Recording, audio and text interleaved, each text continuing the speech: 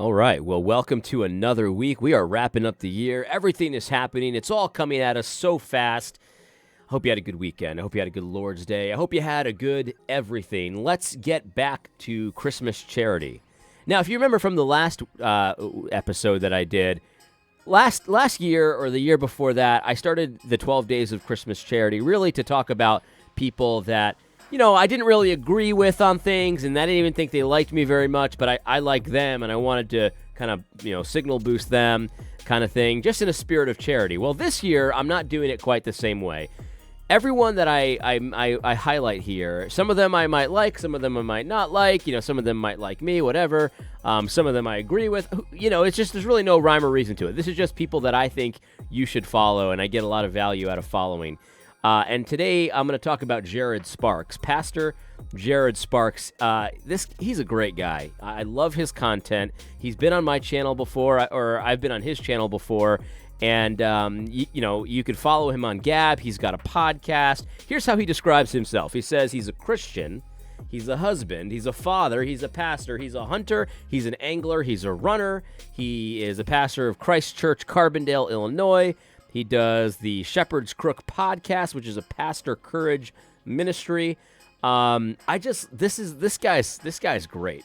Go sign up on Gab. Honestly, it would be worth it to sign up on Gab just to get this guy's content regularly. This is just, he posts like little, pithy comments. He's, with wisdom and stuff like that, just things like that to encourage you. This is what his Gab TV aesthetic looks like. This is an episode he posted a day ago on nationalism and evangelism. Honestly, just a real solid guy. I highly recommend him. His stuff is always helpful.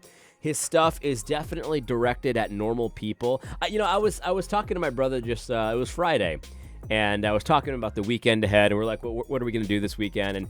And on Saturday, I had my wife's family. They have a yearly Christmas party, and me and my brother always kind of joke how, like, when we have social events, we always kind of dread them going up to them, like we don't want to go, we want to cancel, things like that.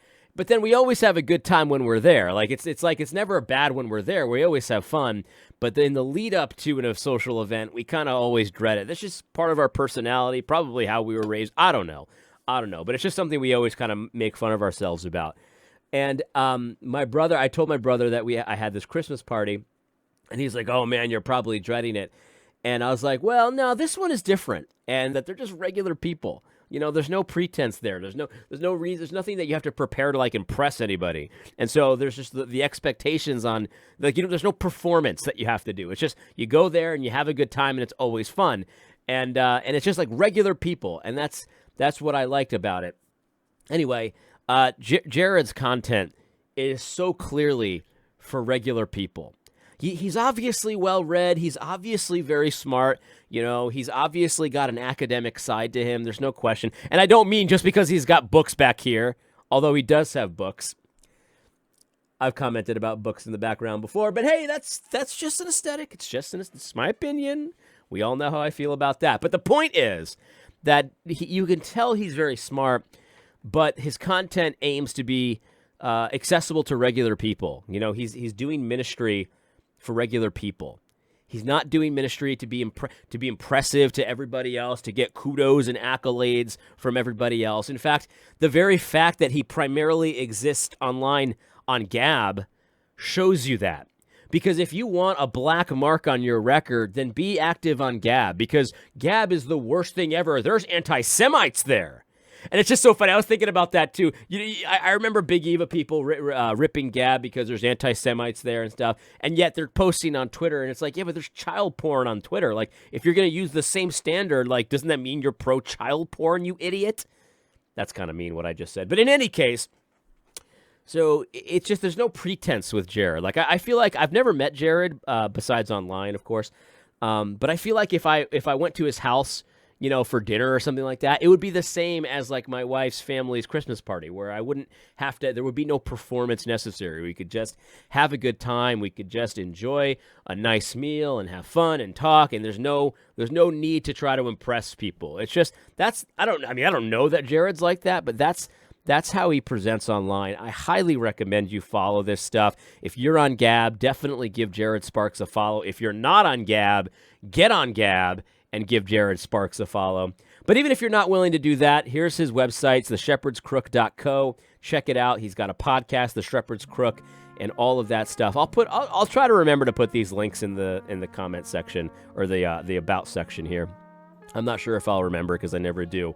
But it's just so encouraging. His feed is there's no doom and gloom. There's no black pilling. It's just a man who's like he's got his nose his head down. He's working and he's just got he's grinding away at that grindstone and it's just very encouraging. I love this content. I get so much value out of it. It gets my highest recommendation. The only thing I will hedge, Jared, is that you post Baptist propaganda sometimes, and I don't like it.